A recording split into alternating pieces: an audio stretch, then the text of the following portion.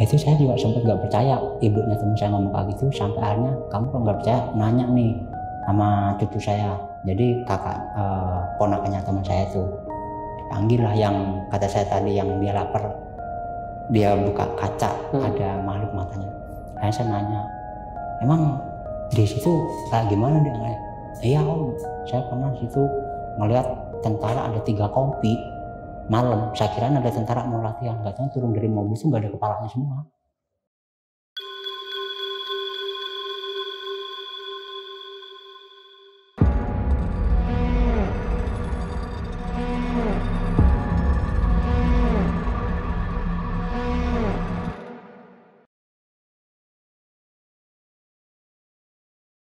Assalamualaikum warahmatullahi wabarakatuh. Kembali lagi nih bersama gue Nardi di sisi lain. Malam ini kita akan mendengarkan sebuah kisah tentang pabrik gula angker yang ada di daerah Banyuwangi. Dan sekarang kita ada di segmen kita tidak bahas dalam satu sisi.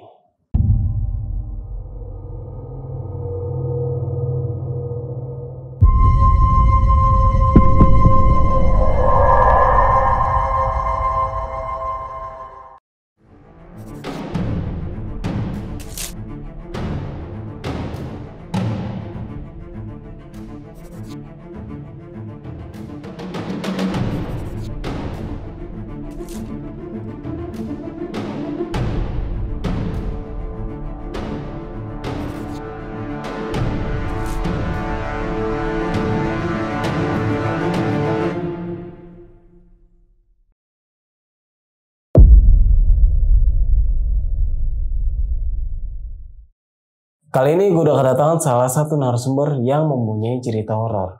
Langsung aja kita sapa narasumber kita pada malam kali ini. Selamat malam, Kang Didi. Selamat malam. Apa kabar nih, Kang? Alhamdulillah sehat. Oke, Kang, ini kan cerita horor tentang pabrik gula atau pabrik tebu yang ada di daerah Banyuwangi. Iya. Wah, ini sejarahnya pas tadi gue denger tuh serem juga ini. Dan pabrik ini juga pabrik terbesar nih, Kang. Atau gimana? Pabrik terbesar, yang saya rasa itu pabrik terbesar di Jawa Timur. Setiap ada karyawan baru pasti memakan korban ya, Kang? Pasti makan korban. Dan korban tuh nggak bakalan bisa selamat. Oke. Mungkin kalian penasaran nih sama ceritanya Kang Didi. Kalian bisa tonton video ini sampai habis. Dan buat teman-teman semua nih yang mau jadi narasumber seperti Kang Didi kali ini, kalian bisa langsung WhatsApp ke nomor yang ada di bawah sini. Jangan lupa juga kunjungi media sosial kita. Nanti semuanya gue taruh di deskripsi. Oke, Kang Didi, sudah siap? Siap. Silakan, Kang.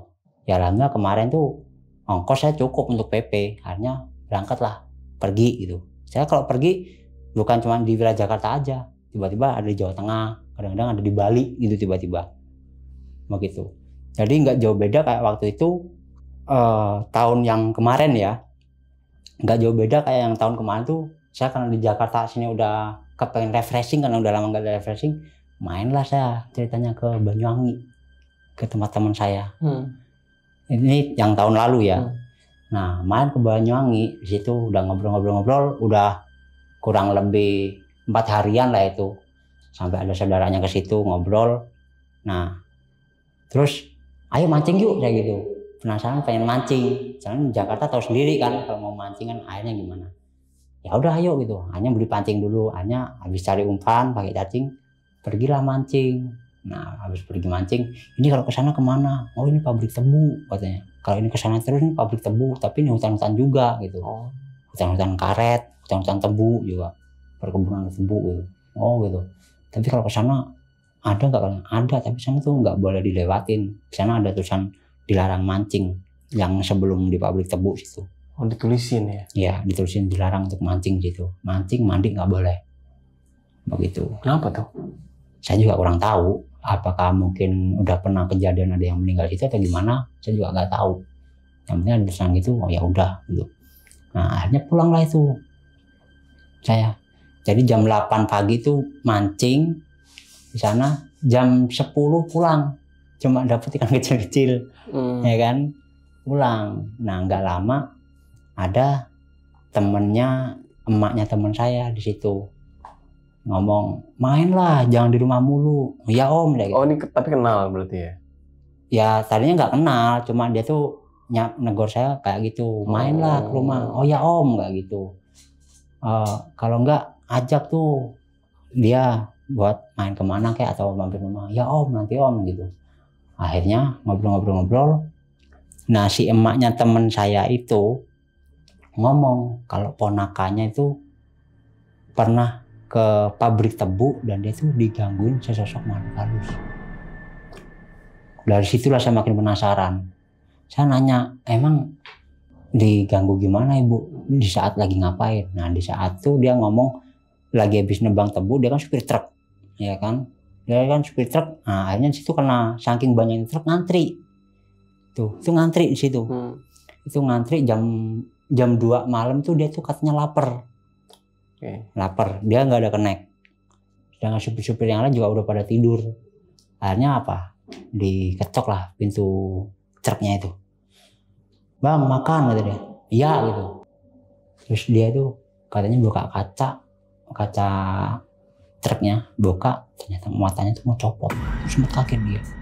Nah dari situlah saya penasaran pabrik tebu ini kayak apaan gitu. Dan akhirnya sore jam 5:15 saya ngomong sama teman saya memutuskan untuk melihat pabrik tebu tersebut. Itu malam Jumat manis. Sore malam Jumat manis saya memutuskan untuk sana. Goncengan pakai motor teman saya, pakai motor Fiction menuju ke sana. Memang parkirannya itu luas, tapi tempat mancing yang tadi paginya tuh saya liatin tuh emang, oh ya ini tempat yang tadi ini ngelihat pelan-pelan kiri kanan emang pegunungan, ada pohon-pohon karet masih bener-bener masih perkebunan semua emang. Terus ada makam segala macam. Tapi jalan emang aspal. Cuma saya ngomong sama teman saya, di sini nggak pernah ada yang kecelakaan ya mas. Terus kalau malam gimana? Di sini mah habis maghrib udah nggak ada yang lewat sini. Terus kalau ada kecelakaan sini pasti rata-rata di tempat. Pasti. Kata dia. Sering gitu, sering terjadi. Entah itu 1 tahun 2 kali, udah pasti gitu. Itu. Dan akhirnya ini pabrik tebunya masih jauh nggak gitu? 1 kiloan lagi udah nyampe. Oh ya udah, kan saya yang depan nyetir. Begitu udah mau nyampe di pabrik tebunya, itu tiba-tiba saya udah terasa mual. Baru terasa mual, bau anyir, amis semua campur aduk, bau bangke segala macam. Karena sampai saya udah mual, kata teman saya, "Terus berhenti, kenapa kamu?" Enggak apa-apa. "Lu masuk angin lu ya?" gitu. "Kagak" gitu. "Ntar gua kerokin dari rumah." "Kagak, gak usah." Jadi akhirnya saya berhenti, merem, baca doa. Ternyata yang saya rasakan jarak kurang lebih 5 meter tuh saya merasa kayak menembus di yang tempat yang tadinya anget, biasa. Itu tempatnya dingin.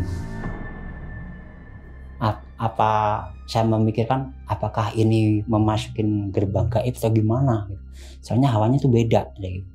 Hanya begitu saya masuk situ, saya baca doa bismillah, masuk itu mual makin jadi, makin jadi. Tapi saya tetap aja istighfar terus. Begitu udah ngelewatin tuh masuk tempat dingin, terus bau anyir semua, bau bangkai semua tuh jadi satu di tempat itu. Padahal tuh itu tempat pembuangan ampas-ampasnya tebu ya, yang udah digiling. Itu bau anyir, bau bangkai semua jadi satu situ. Padahal tuh jaraknya tempat sampahnya buat ampas tebu itu sama pabriknya itu jarak kurang lebih 30 meteran cuma. Itu baunya anyir gak karuan. Dan itu pun di situ juga ada warung. Itu bukan cuma pagi sampai siang doang, sore udah nutup. Berarti benar-benar malam tuh nggak ada yang berani beraktivitas ya? Nggak ada. Dan security-nya pun juga kalau udah jaga di pos ya udah di pos doang, nggak berani masuk ke pabrik-pabrik, nggak ada. Nggak berani keliling? Nggak berani. Itu. Dan security walaupun malam laparnya kayak apa ditahan, besok pagi baru bisa makan. Itu. Soalnya nggak ada yang jualan. Gitu. Dan sampai akhirnya begitu saya masuk ke situ, udah ngeliatin itu, saya ngeliat pabriknya bentuknya kayak gitu ya udah. Dan untuk air limbahnya juga di luar juga kan gede, seperti kayak kolam renang gedenya. Terus saya akhirnya memutuskan untuk ngiri, kan kalau masuk ke pabrik kan nggak boleh, jadi kan ada jalanan untuk ngiri. Saya ngiri di tempat tebu yang setelah ditebang baru ditanamin lagi. Saya berhentilah di situ sambil ngeliatin, sambil ngerokok gitu. Terus saya di telinga saya berbisik, coba deh kamu masuk di daerah pabrik tebu ini, dalamnya kayak apaan, nanti kamu pasti ngeliat sesuatu banyak gitu. Yang saya rasakan bisikan kayak gitu. Akhirnya saya udah, teman saya ngobrol tuh sama saya, cuma saya nggak hiraukan, cuma saya sambil ngerokok, saya pegang tangan kiri, diem sambil berdoa. Saya berdoa tapi saya merem gini. Tiba-tiba teman saya ngomong, lu jangan manggil setan lu di sini katanya. Kagak gitu. Enggak, tenang aja deh gitu. Dan tetap saya berdoa, ngobrol. Setelah itu saya memang di situ, tapi begitu itu untuk penglihatan saya di dalam pabrik tebu itu banyak bisa dikatakan makhluk-makhluk astral. Ya dari mulai seperti kayak padepokannya setan-setan, makhluk-makhluk kayak gitu ada, dan juga seperti kuntilanak, pocong, bocah kecil juga ada. Terus zaman-zaman tentara yang dulu yang di saat beberapa kompi di situ ada itu. Dan akhirnya udah jalan semua sampai pas di pinggir cerobong itu saya melihat seperti kayak ada padepokan makhluk seperti itu di situ. Kemarin saya diem. Akhirnya setelah itu saya diem ngerokok biasa nyantai, karena udah jam 6, udah pas maghrib. Teman saya, ya udah pulang, tar dulu gitu, nunggu habis azan. Setelah azan selesai, jalanlah saya balik lewat jalur situ lagi. Itu badan saya benar-benar rasanya dingin, menggigil. Dan itu setiap saya ngeliat kamar mandi, kan warung kantin ada di luar pagar pabrik. Itu ada warung kantin itu, tapi udah nutup. Dan itu sebelahnya itu ada kamar mandi, ada 5 pintu buat kamar mandi. Dan itu pun di saat maghrib, setelah habis maghrib saya lewat situ, itu ada sesosok seperti kayak pocong, kayak kunti, ngelengok gitu, terus minggir. Saya ngomong sama teman saya, ya elah pocong semua tempatnya sini. Apaan sih, ngomong apaan sih, kata teman saya. Enggak tuh, kamar mandi tuh isinya pocong semua ada gitu. Saya gituin aja sekalian. Akhirnya saya lewat security ngelatin aja mas, saya biarin. Akhirnya setelah saya ngelewatin tempat yang kata saya rasa kayak gerbang gaib, setelah ngelewatin situ hangat lagi badan saya. Beda ya? Hangat lagi, beda. Nah begitu nyampe rumah teman saya ngobrol lah, nanya, kepengen tahu itu dulunya di pabrik itu tempatnya apaan.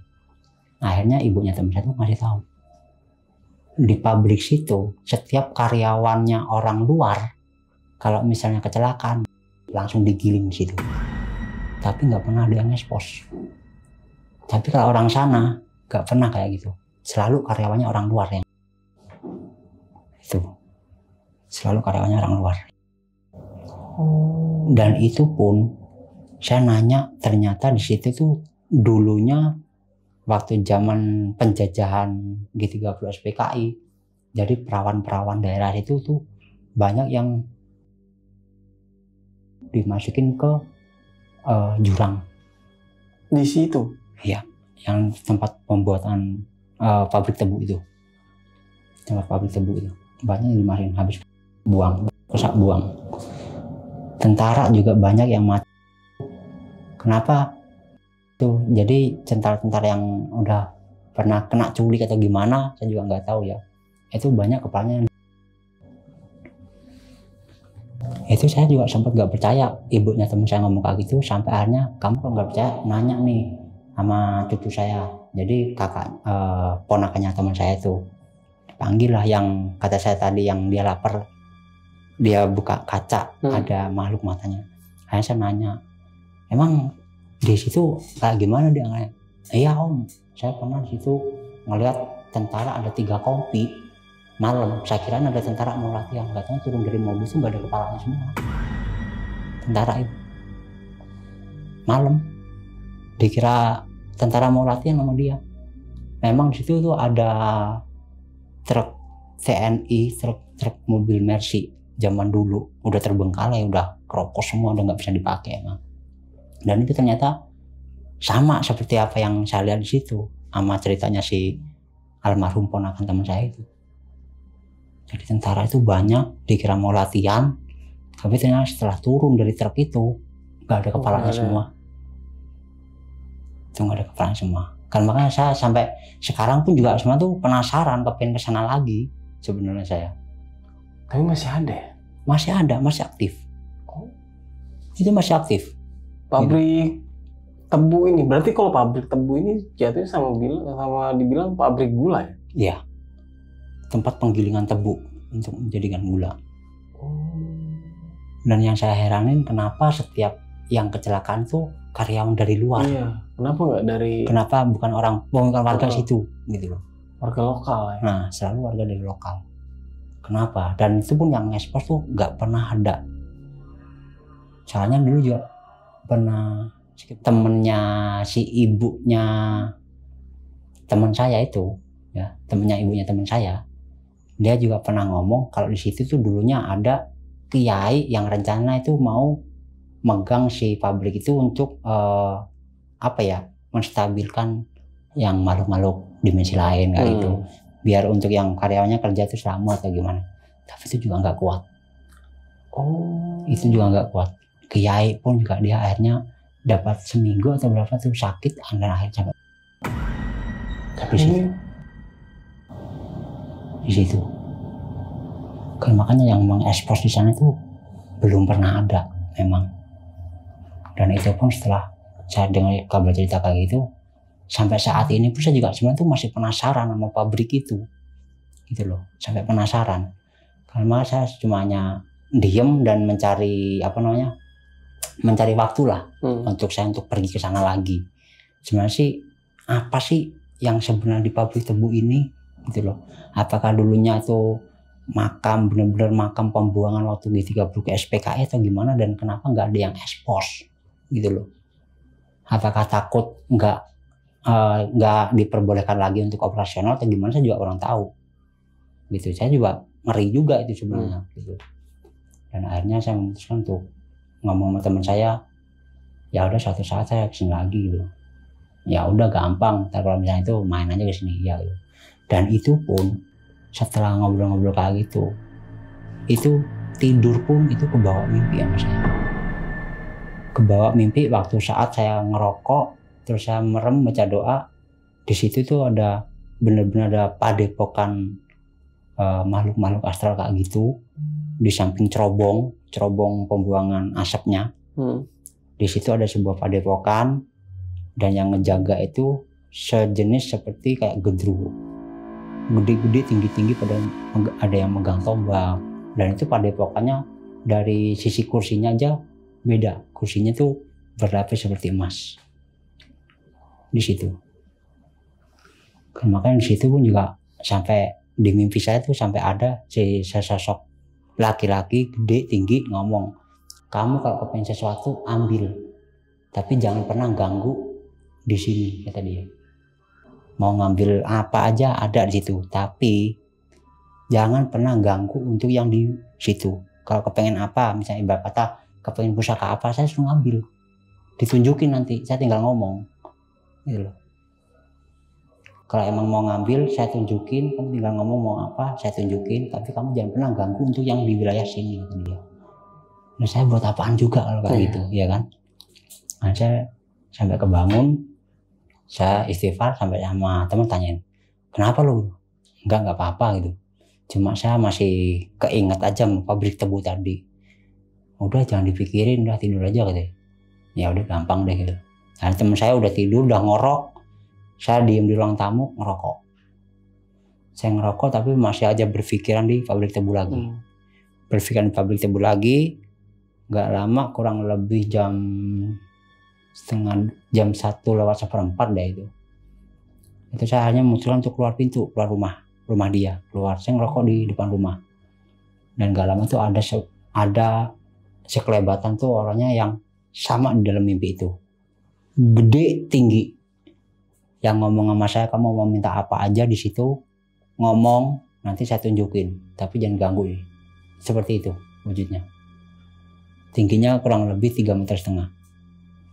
Bok, gitu cepet banget. Dari situ saya diem, rokok habis, masuk rumah temen lagi, tidur lah. Dari situlah saya berpikir sampai sekarang tuh, kapan nih saya punya rezeki lagi, kepengen lebih dalam lagi tahu untuk di situ Tentang pabrik tebu itu. Kenapa harus warga lokal yang naas di situ untuk cari rezeki buat anak istrinya? Kenapa bukan warga situ?